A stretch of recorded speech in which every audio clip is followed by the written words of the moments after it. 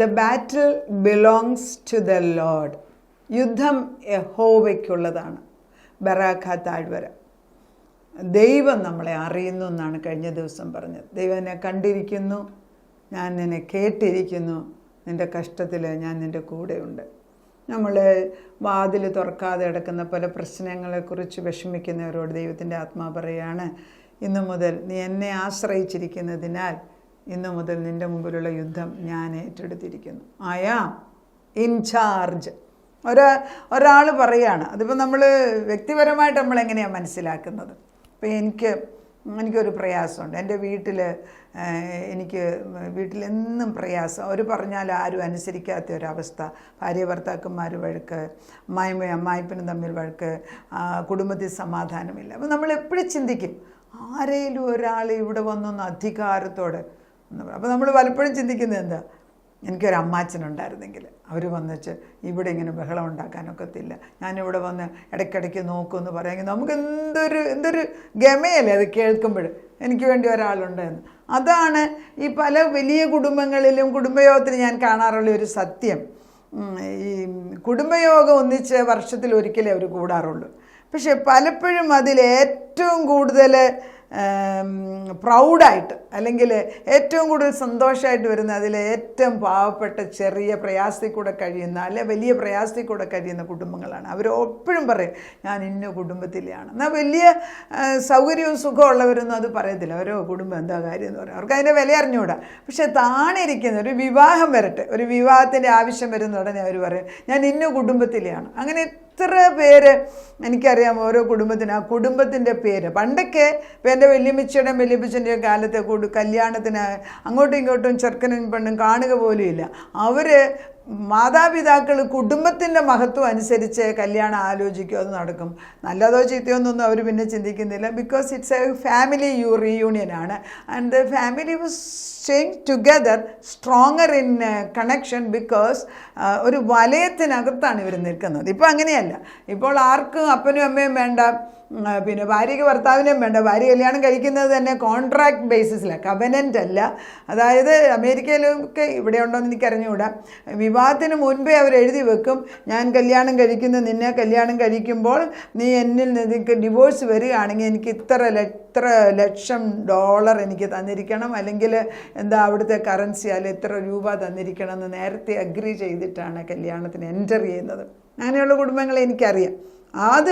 അതൊക്കെയാണ് നമ്മുടെ മുമ്പിൽ നിൽക്കുമ്പോൾ ദൈവത്തിൻ്റെ ആത്മാവുള്ളവർക്ക് മാത്രമേ എൻ്റെ കാര്യം കരുതുന്ന ഒരു ദൈവമുണ്ട്.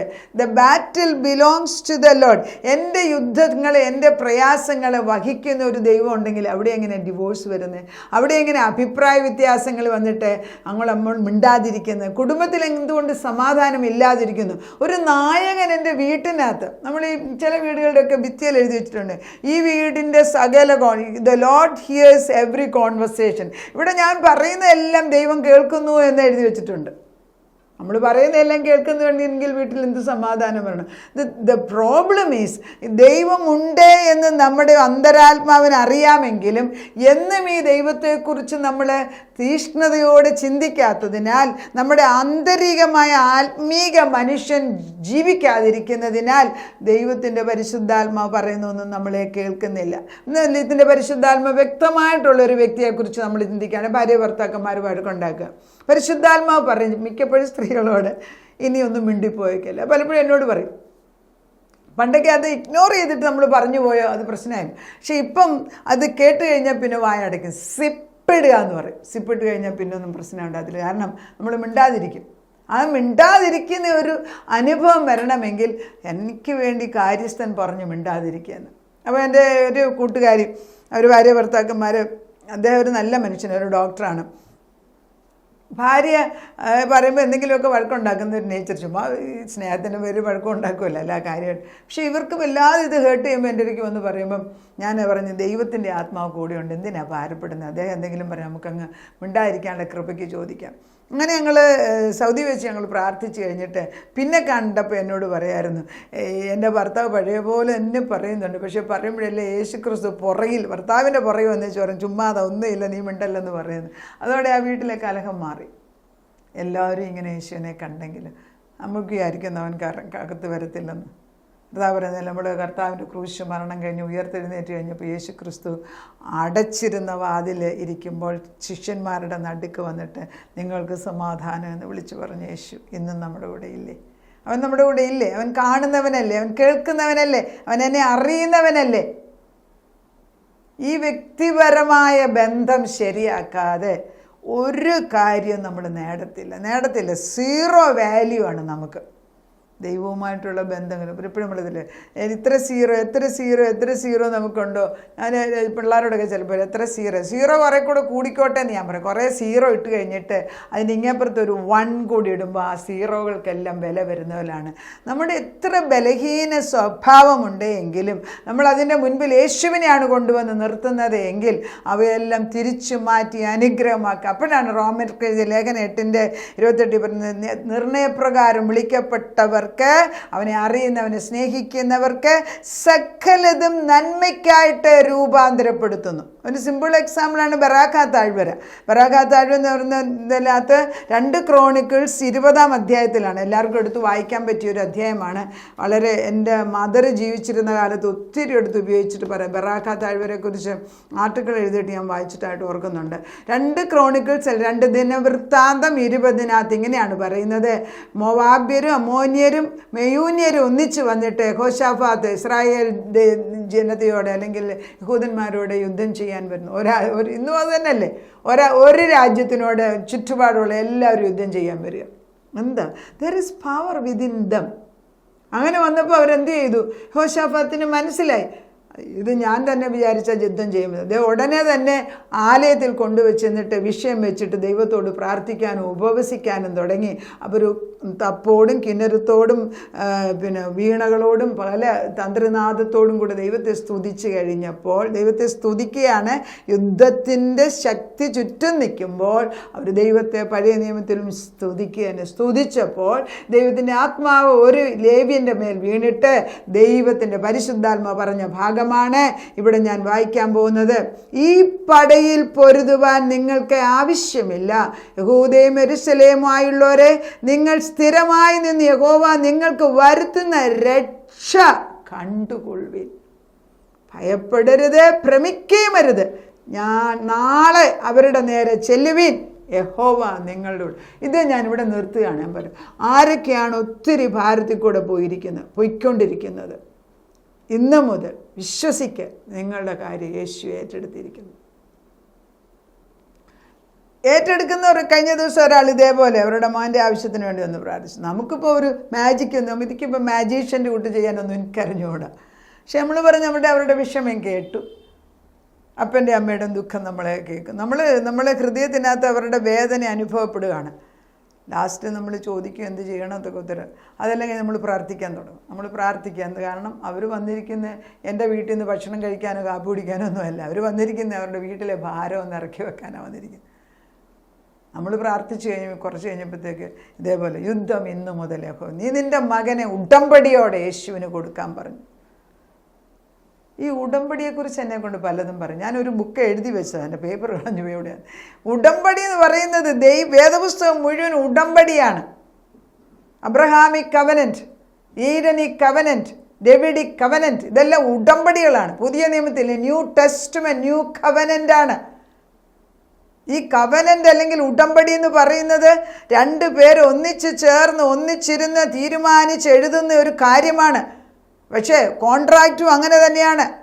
നമ്മൾ കോടതി പോകുന്നതന്നെ അല്ലെങ്കിൽ ഒരു പ്രയാസം ഉണ്ടാകുമ്പോൾ അപ്പുറത്തും ഇപ്പുറത്തും ഉള്ളവർ എഴുതി വെച്ച് സിഗ്നേച്ചർ ഇടും 2 സൈഡിൽ. അതാണ് കോൺട്രാക്റ്റ്. പക്ഷേ കവനൻറ്റിൻ്റെ വ്യത്യാസം, ഉടമ്പടിയുടെ വ്യത്യാസം, ദൈവവും നമ്മളുമായിട്ട് അല്ലെങ്കിൽ 2 മക്കളെ ഉടമ്പടിയിലാണ് ഇടപെടുന്നതെങ്കിൽ, രക്തം കൊണ്ടാണ് ഉടമ്പടി എടുക്കുന്നത് എങ്കിൽ ഒരു കണ്ടീഷൻ എന്താണെന്ന് ചോദിച്ചാൽ, ദൈവം പറയുന്നു നീ തെറ്റിച്ചാലും ഞാൻ മാറുകയില്ല. വിവാഹം ഒരു ഉടമ്പടിയാണ്. വിവാഹം ഒരു കോൺട്രാക്റ്റ് അല്ല. ആ ഉടമ്പടിക്കകത്ത് ഒരാൾക്ക് തെറ്റുപറ്റി, അല്ല 2നും തെറ്റുപറ്റിയെന്നിരിക്കട്ടെ, നടുക്ക് നിന്ന് ദൈവം മാറൂല. ആര് വിശ്വസിക്കുന്നു? ഒരാൾക്കെങ്കിലും ആ വിശ്വാസം വരട്ടെ. അതല്ല, കണ്ടുകൊണ്ടിരിക്കുന്ന മാതാപിതാക്കളില്ലേ കല്യാണത്തിന് കയറ്റിവിടുന്നവർ, നിങ്ങളതങ്ങ് മറന്നുപോയോ? അനേക മക്കളുടെ മുൻപിൽ വെച്ച് അവർ ഞങ്ങൾ മരിക്കുന്നിടം വരെ, ജീവപര്യന്തം വരെ, സുഖത്തിലും ദുഃഖത്തിലും മരണം വരെ ഒന്നിച്ചു നിൽക്കാമെന്ന് പറഞ്ഞ കോൺട്രാക്റ്റ് അല്ല, കവനൻറ്റ് ദൈവവുമായിട്ട്. മറക്കരുത്. ഇത് ചെറിയ കാര്യമല്ല.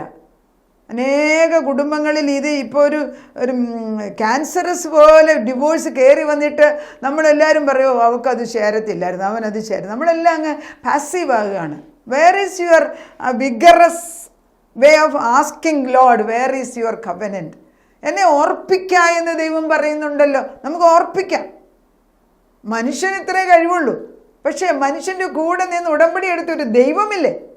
ആ ദൈവം പറയാണ് യുദ്ധം എനിക്കുള്ളതാണ്, നിങ്ങൾക്കുള്ളതല്ല. എന്ത് സംഭവിച്ചു?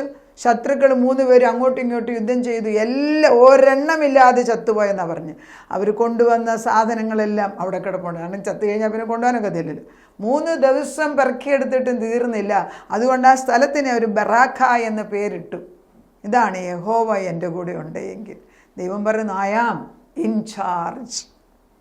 വലിയ കൊള്ള കിട്ടാൻ പോകുന്നു, നിങ്ങൾ ധൈര്യമായിട്ടിരിക്കുമേ. ദൈവം നമ്മളെ അനുഗ്രഹിക്കുന്ന ദൈവം. കണ്ണുകൊണ്ട് കാണ്. നമ്മുടെ ശത്രുക്കളെല്ലാം ഓരോന്നോരോന്നായിട്ട് ചില ചെതൽ വീഴുന്ന പോലെ, അല്ലെങ്കിൽ ഈയൽ പോലെ, ഈ വെളിച്ചത്ത് വെട്ടം തീ വരുമ്പോൾ അതിനകത്ത് വീഴുന്ന ഈയൽ പോലെ വീണ് കഴിഞ്ഞിട്ട് നമ്മൾ തിരിച്ചു നോക്കുമ്പോൾ ശത്രുവില്ല. നമുക്കുള്ള മക്കളും നമ്മളും കുടുംബമായിട്ട് ക്രിസ്തുവിൻ്റെ ചിറകിൻ്റെ കീഴിൽ ഒന്നിച്ച് സന്തോഷിക്കുന്ന കണ്ടുകൊണ്ട് നമുക്ക് പ്രാർത്ഥിക്കാം. The battle belongs to the Lord. ദൈവമേ, യുദ്ധം യഹോവയ്ക്കുള്ളത്. പലപ്പോഴും യുദ്ധത്തിനകത്ത് ഞങ്ങളുടെ വിചാരം ഞങ്ങൾ മുമ്പിൽ കയറി ഒന്ന് കാണിച്ച്, ഞങ്ങളുടെ ഒരു ബലം ഒന്ന് കാണിച്ചില്ലെങ്കിൽ യുദ്ധം ജയിക്കത്തില്ലെന്ന്. അത് ഞങ്ങൾക്ക് തന്നെയല്ലേ, ഞങ്ങൾക്ക് കാണും, ചിലപ്പം ഭർത്താക്കന്മാർക്ക് കാണും, പള്ളിയിലുള്ള വലിയ ആളുകൾക്ക് കാണും, സഭയിലുള്ള മുൻപിലുള്ളവർക്ക് കാണും. എല്ലാവർക്കും ഈ ചിന്തയുണ്ട് കർത്താവേ. മോശയ്ക്കും അങ്ങനെ ഇടയ്ക്കിടയ്ക്ക് ഉണ്ടായിരുന്നു. എന്നാൽ മോശയെ പഠിപ്പിച്ചെടുത്ത് ലാസ്റ്റിൽ മോശ കമന്ന് കിടന്ന് പ്രാർത്ഥിക്കുന്നുണ്ട്, അയ്യോ ഈ ജനതയൊന്നും എൻ്റേതല്ല നിൻ്റേതാണെന്ന്. അബ്രഹാം ഇതുപോലെ തന്നെ മക്കളുണ്ടാകാഞ്ഞിട്ട് ലാസ്റ്റിൽ അബ്രഹാമും കമന്ന് കിടന്ന് കരയുന്നുണ്ട്, അയ്യോ എനിക്ക് ഈ വയസ്സുകാലത്തിന് എന്തിനാ പിള്ളേർ. ഇസ്മായേൽ പോലെ ദൈവം കൊടുത്തു. നമ്മുടെ കൈയെല്ലാം ഒഴിഞ്ഞു കഴിയുമ്പോൾ നമുക്കൊന്നും ഒക്കത്തില്ല എന്ന് വിചാരിക്കുമ്പോൾ എഴുന്നള്ളി വരുന്ന ദൈവം. കാരണം വെള്ളത്തിൽ ചത്തുപോകുന്നവനെ അവനെ കിടന്ന് കൈയിട്ട് അട്ടിക്കുന്നുണ്ടെങ്കിൽ അവനെ പിടിച്ചാൽ നമ്മളെ കൂടെ താഴോട്ടിടുന്നതല്ല, അവൻ കയറത്തില്ല. പക്ഷെ അവൻ നിസ്സഹായാവസ്ഥയാകുമ്പം നല്ല കഴിവുള്ളവനും അവനെ പൊക്കിയെടുക്കാൻ എളുപ്പമാണ്. എന്ന് പറഞ്ഞ പോലെ ഞങ്ങളിലുള്ള ജഡീക ശക്തികൾ മുഴുവനും തീരുമ്പോൾ ഒന്നുമില്ല, 6 അടി മണ്ണിൻ്റെ അടിയിൽ നമ്മൾ ചെന്നു എന്ന് മനസ്സിലാക്കി കഴിയുമ്പോൾ ദൈവത്തിൻ്റെ പരിശുദ്ധാത്മ എഴുന്നള്ളി വന്ന് ഞങ്ങളെ ബലപ്പെടുത്തി ധൈര്യപ്പെടുത്തി പുതിയൊരു റിസറക്റ്റഡ് ലൈഫ് ആ ഒരു ഏറിയയിൽ തരുന്നതിന് നന്ദിയോടെ സ്തോത്രം ചെയ്യുന്നു. അവിടുന്ന് എഴുന്നള്ളി വന്നിരിക്കുന്നതിനാലും ഇന്നു മുതൽ യുദ്ധം യഹോവയ്ക്കുള്ളതാണെന്ന് വ്യക്തമായിട്ടും അവിടുന്ന് പറയുന്നതിനാൽ നന്ദിയോടെ സ്തോത്രം. യുദ്ധം യഹോവയ്ക്കുള്ളതാണ് എങ്കിൽ അപ്പച്ചൻ യുദ്ധം ചെയ്യട്ടെ. അപ്പച്ച ഞങ്ങൾ സന്തോഷിക്കട്ടെ.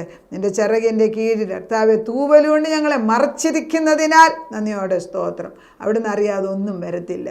ആദ്യവും അന്ത്യവും അപ്പച്ചൻ്റെ കയ്യിൽ, ഇടയ്ക്കുള്ള കാര്യവും അപ്പച്ചൻ്റെ കയ്യിൽ തന്നെ. അതിനാൽ ഞങ്ങൾ നിന്നെ സ്തോത്രം ചെയ്യുന്നു. നാഥ, യുദ്ധത്തിൽ ജയമെടുക്കുന്ന ദൈവം ജയത്തിൻ്റെ കൊടി നാട്ടിക്കഴിഞ്ഞിട്ടാണല്ലോ യുദ്ധത്തിൻ്റെ സാമഗ്രികൾ പോലും കൊണ്ടുവന്ന് വെപ്പിച്ചത്.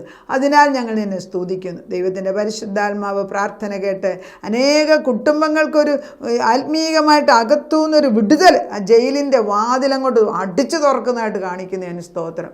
അനേകരെ കർത്താവെ ആ ചങ്ങല പൊട്ടിച്ച് ആ ജയിലിൻ്റെ വാതിലുകൾ തുറപ്പിച്ച് ദൈവത്തിൻ്റെ ദൂതൻ വന്നിട്ട് പത്രോസിനെ കാരാഗ്രഹത്തിൽ നിന്ന് പുറത്തു കൊണ്ടുവന്നതുപോലെ അനേകരെ കൊണ്ടുവരുന്ന ഒരു ദിവസമായിട്ട് ഇന്ന് പ്രഖ്യാപിക്കുന്നു. സൂര്യൻ അസ്തമിക്കുന്നതിന് മുൻപേ അനേക കുടുംബങ്ങൾക്ക് ഇതൊരു വെളിച്ചമായി മാറട്ടെ. ജോഷുവ പറഞ്ഞതുപോലെ അവിടുന്ന് അത് ചെയ്തിരിക്കുന്നതിനാൽ സ്തോത്രം. പ്രാർത്ഥന കേട്ട് ഉത്തരം തന്ന ദൈവത്തിന് നന്ദി.